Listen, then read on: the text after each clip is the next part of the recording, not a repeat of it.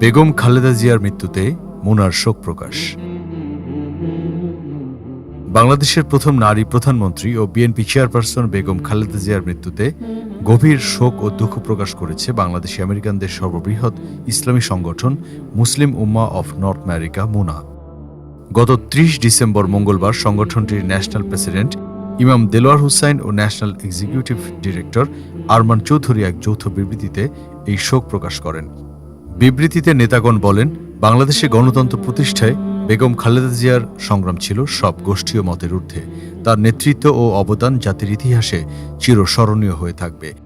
তারা মরহুমার রুহের মাগফিরাত কামনা করেন এবং শোক সন্তপ্ত পরিবার সহ দেশবাসীর প্রতি গভীর সমবেদনা জানান।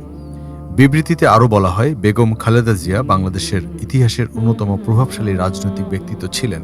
১৯৯১ সালে দেশের প্রথম নারী প্রধানমন্ত্রী হিসেবে দায়িত্ব গ্রহণের মাধ্যমে তিনি ইতিহাস সৃষ্টি করেন এবং একটি সংকটময় সময়ে দেশকে গণতান্ত্রিক উত্তরণের পথে নেতৃত্ব দেন। তার দীর্ঘ রাজনৈতিক জীবনের প্রভাব বাংলাদেশের রাজনীতিতে সুদূরপ্রসারী এবং বিশেষ করে নারীদের জনজীবন ও জাতীয় নেতৃত্বে অংশগ্রহণে অনুপ্রেরণা জুগিয়েছে।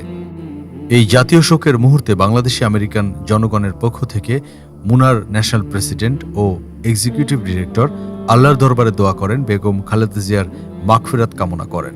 তারা আশাবাদ ব্যক্ত করে বলেন, আপসহীন নেত্রী খালেদা জিয়ার কর্মময় জীবন ও অবদান বাংলাদেশের জনগণের মধ্যে শান্তি, স্থিতিশীলতা ও ঐক্য প্রতিষ্ঠায় অনুপ্রেরণা হিসেবে কাজ করবে।